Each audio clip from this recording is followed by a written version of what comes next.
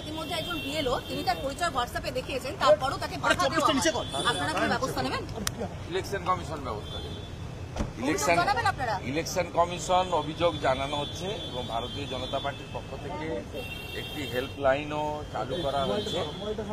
আমি ওয়ার্কিং আওয়ারে, মাঝরাতে তো ফোন করলে পাবেন না, ওয়ার্কিং আওয়ারে হেল্পলাইন নম্বরে আপনারা যোগাযোগ করতে পারেন। নাম্বারটা হচ্ছে আপনার 08065907454 08065907454। এটা ভারতীয় জনতা পার্টির স্টেট লেভেলের হেল্পলাইন নাম্বার এবং আমরা আগামী দুদিনের মধ্যে জেলা লেভেলে হেল্পলাইন নাম্বারও পাবলিশ করে দেব। 1 ইঞ্চি ছাড়ার কোনো জায়গা নাই।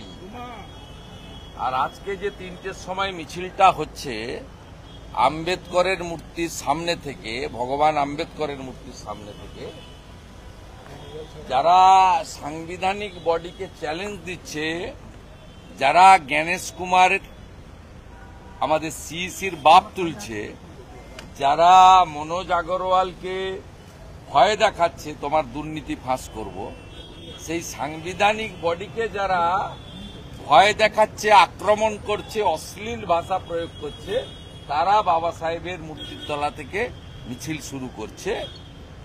আর যারা চাঁচলে একটা লুম্পেনকে দিয়ে রবি ঠাকুরের ছবি পুড়িয়েছিল, সেই জোড়াসাঁকো ঠাকুর বাড়িতে এসে ওরা শেষ করছে। এই মিছিলটা ভারতীয়দের মিছিল নয়, রাষ্ট্রবাদীদের মিছিল নয়, জামাতিদের মিছিল আমি বলে গেলাম। আপনি খোঁজ নিন, যত বাংলাদেশি অনুপ্রবেশকারী মুসলমান গাড়ি করে করে আসছে বসিরহাট, হিঙ্গলগঞ্জ, স্বরূপনগর থেকে গিয়ে দেখে আসছে, এটা জামাতের মিছিল। এই যে নাম্বারটা আমাদের এমনি 15 মিনিট দেরি হয়েছে।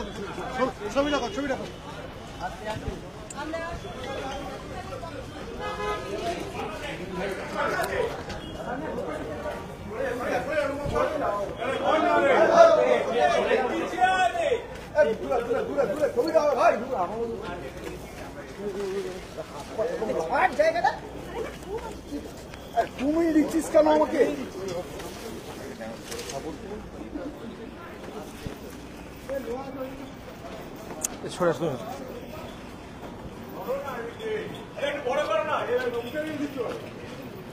দেখিস বাম্পার আছে। হ্যাঁ,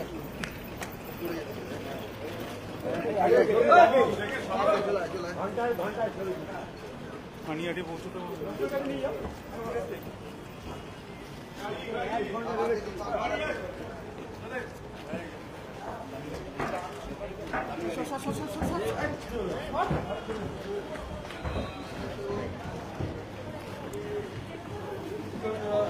সিঁড়ি আছে, দেখে সব উপরে উপরে উপরে উপরে